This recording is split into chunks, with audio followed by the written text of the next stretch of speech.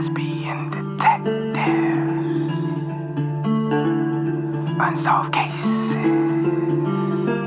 She's still missing.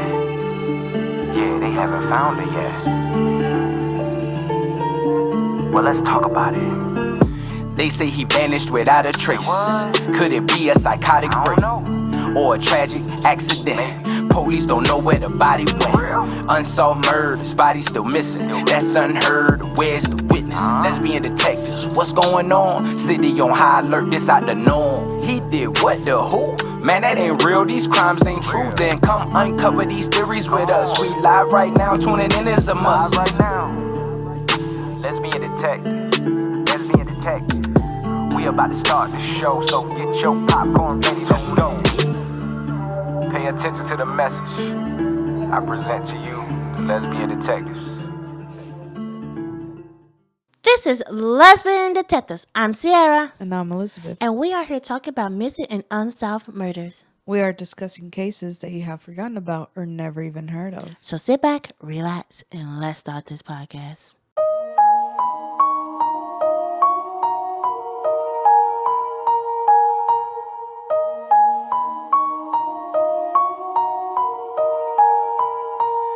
Welcome back, everybody. Thank you for joining us on this new week.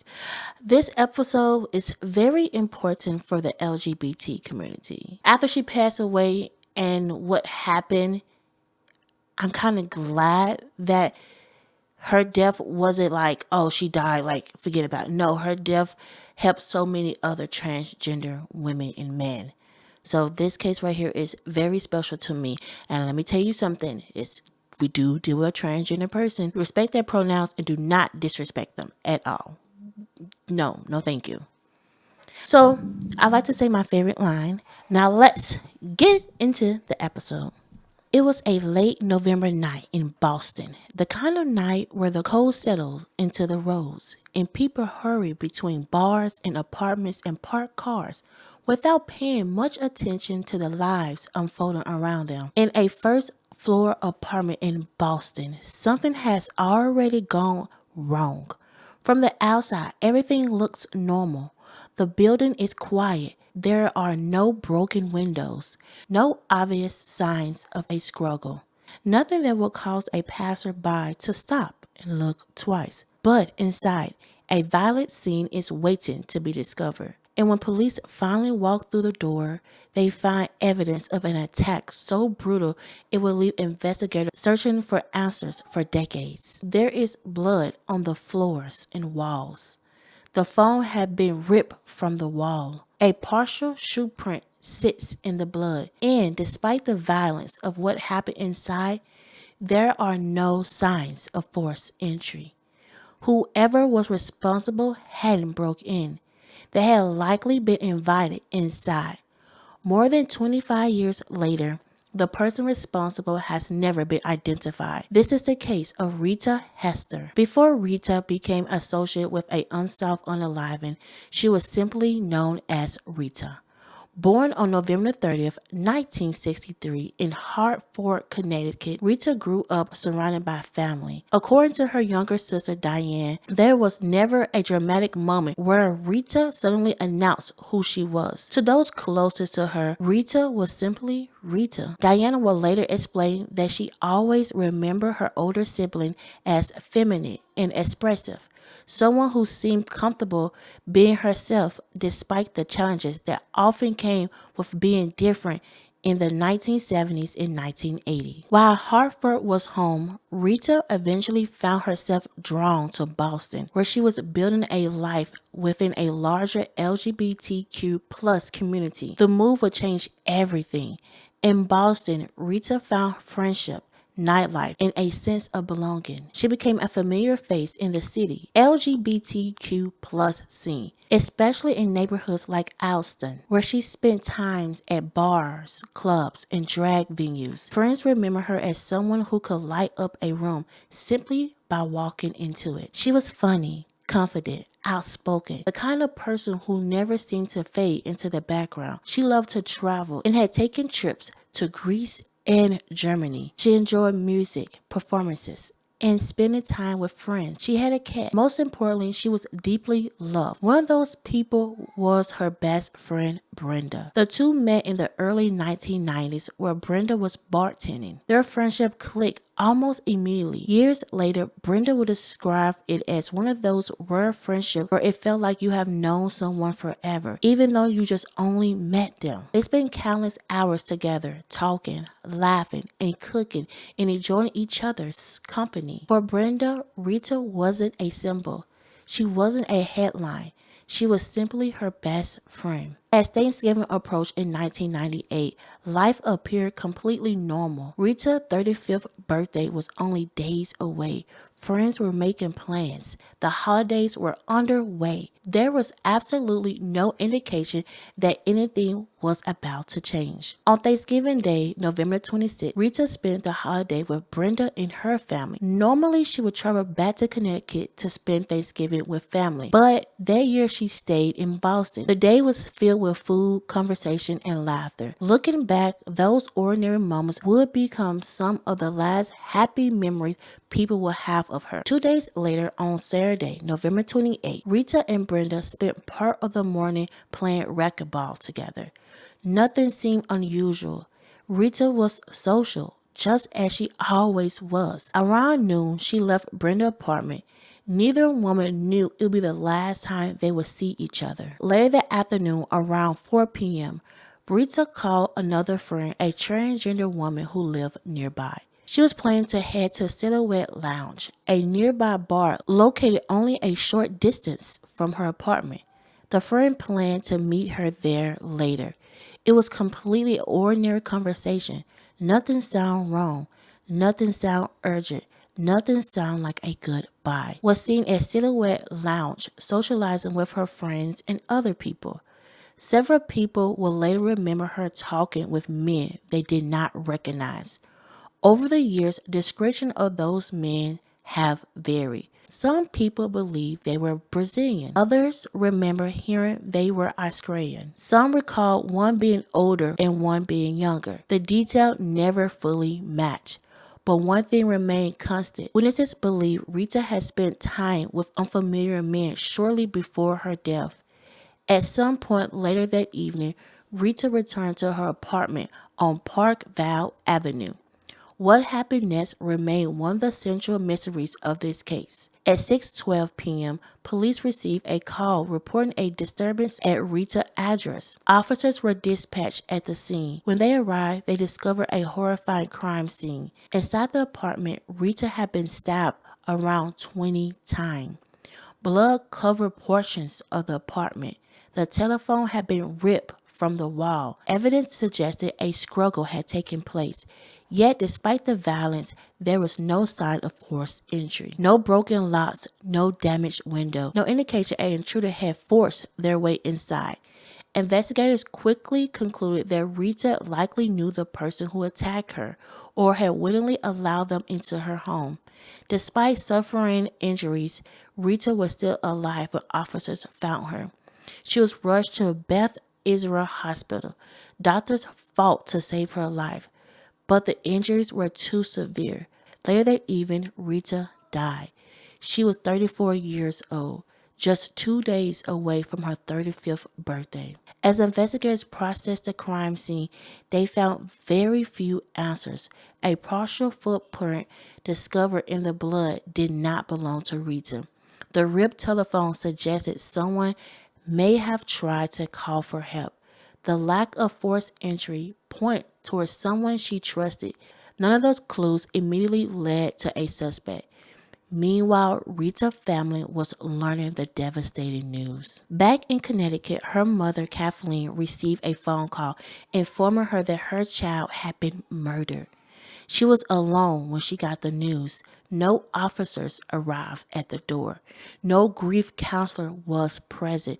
Just a phone call that shattered her world. Rita's sister Diane recalled hearing her mother's screams, through the phone before she could even understand what had happened. Within hours, the family was making their way to Boston, desperate for answers. As the investigation unfolded, detectives began interviewing friends, neighbors, and people from Boston nightlife scene. Several potential leads emerged. Witnesses report seeing two white men leaving the building around the time of the attack. Others recall Rita spending time with unfamiliar men at the local bar. Still, others mention a longtime boyfriend known only as Bobby. According to friends, Bobby was blonde, white man who had been involved in Rita's life for years. Yet after her murder, he seemed to disappear. Some friends couldn't remember his last name. Others never knew it. Family members reportedly informed police about him, but no public information has ever linked him to the crime. Whether Bobby was simply a missing witness or something more remains unknown. Another possible lead involved an altercation Rita reportedly had weeks before her death. Friends recalled an incident at the Model Cafe in which Rita allegedly punched someone during an argument. Some wondered whether that confrontation could have led to retaliation. Investigators explored numerous possibilities. None led to an arrest. A few weeks turned into months. Frustration grew. Rita's family desperately wanted updates. They wanted progress. Most of all, they wanted justice. Instead, the case seemed to stall. Years passed without significant developments, and while the investigation struggled for momentum, another battle was beginning. In death, Rita was repeatedly misgendered by newspapers and media outlets. Some reports referred to her as a man. Others used her birth name instead of the name she lived by. For friends and family and members of the transgender community, it felt like Rita was being erased even after her death. The coverage sparked outrage. Activists protested media organizations and demanded better treatment of transgender victims. The anger surrounding Rita's case became part of a large conversation about violence against transgender people and how those victims were treated by both society and the media. One of the people deeply affected by Rita's murder was transgender activist Gwendolyn Ann Smith. Watching the coverage unfold, Smith became determined to ensure that transgender victims would not be forgotten. Created an online memorial project called Remembering Our Dead, documenting transgender people who had lost their lives to violence. But she wanted to do more. She wanted people to gather, to remember, to say these names out loud. In 1999, 1 year after Rita's murder, Smith organized the first Transgender Day of Remembrance.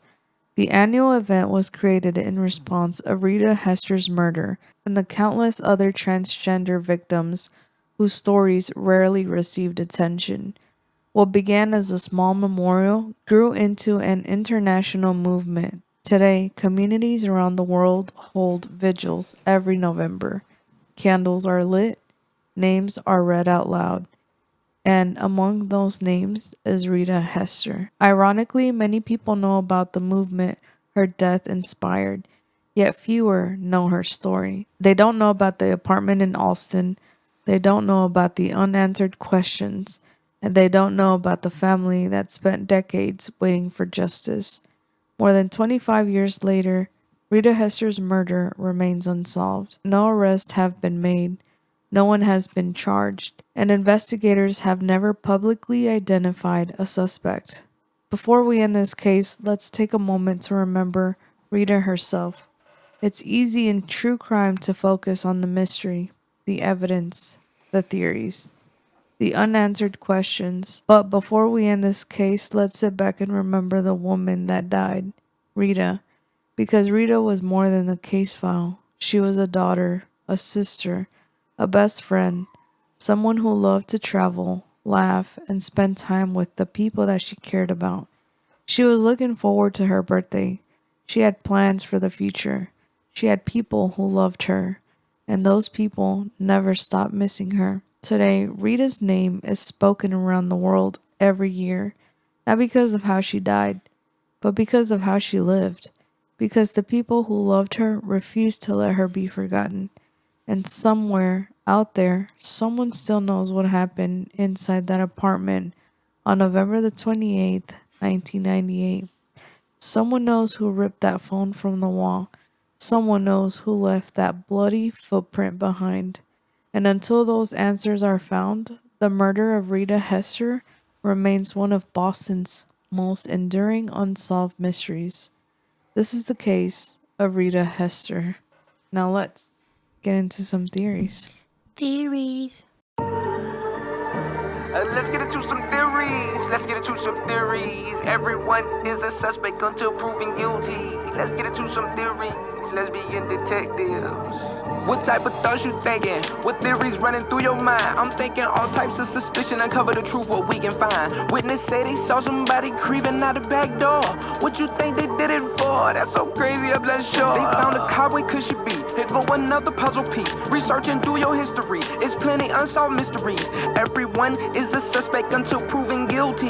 Let's get into some theories, yeah.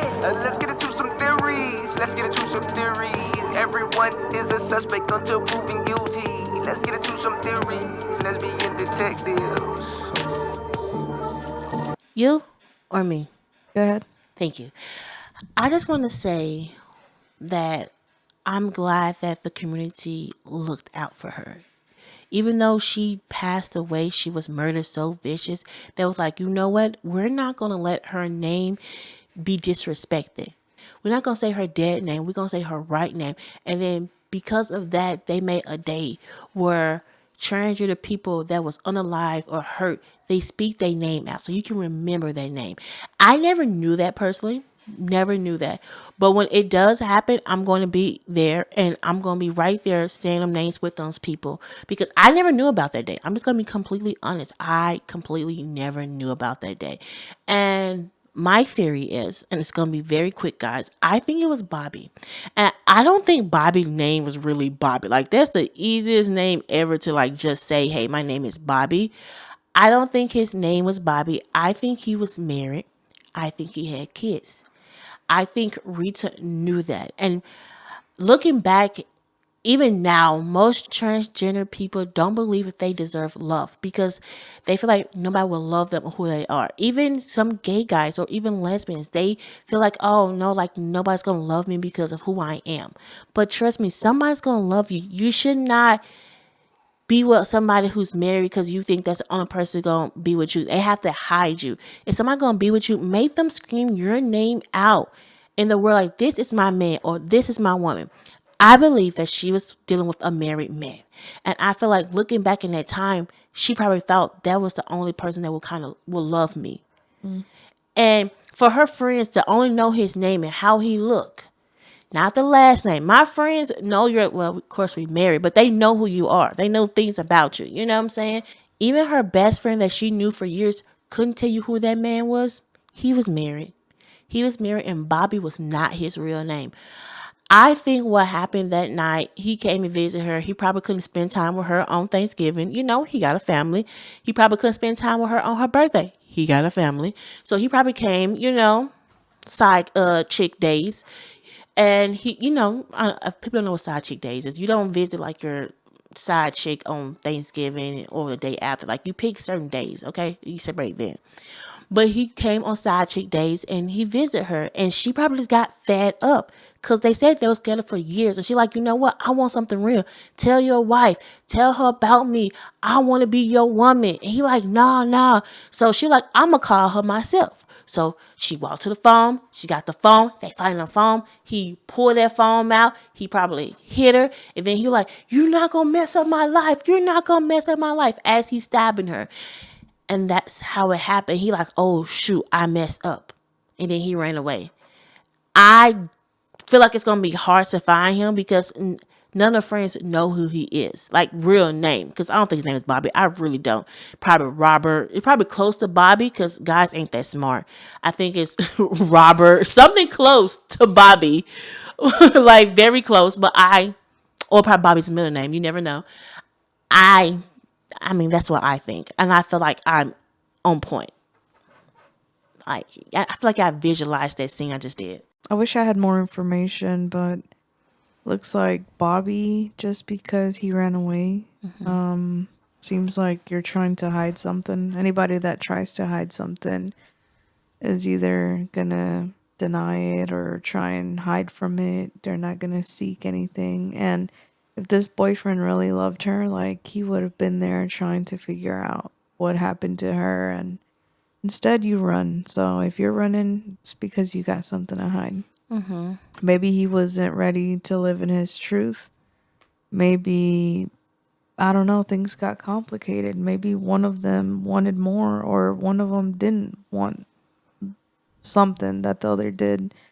So maybe that's what it was. But it's really hard for transgender people to find somebody, I feel, already. Like, it's easier for, gays or lesbians, but for trans people, it's like super hard, I feel, because there's even less than that.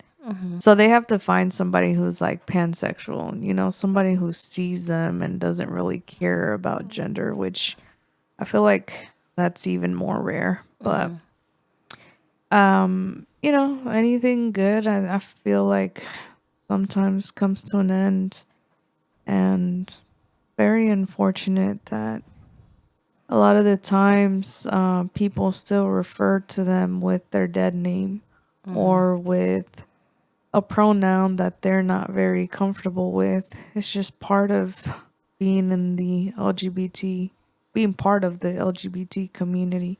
Well, guys, that's our case. I feel like it was Bobby, and it seemed like that was I don't know, the police just didn't look into this case really well. But don't forget, every November, they say every transgender person who has been hurt name out loud. So make sure you guys tell them if you have a loved one that was hurt. I'll have the link below so you guys can inform them.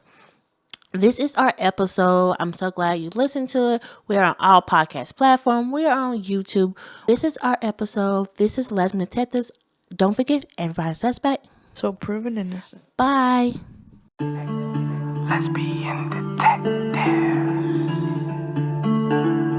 Unsolved cases. She's still missing. Yeah, they haven't found her yet.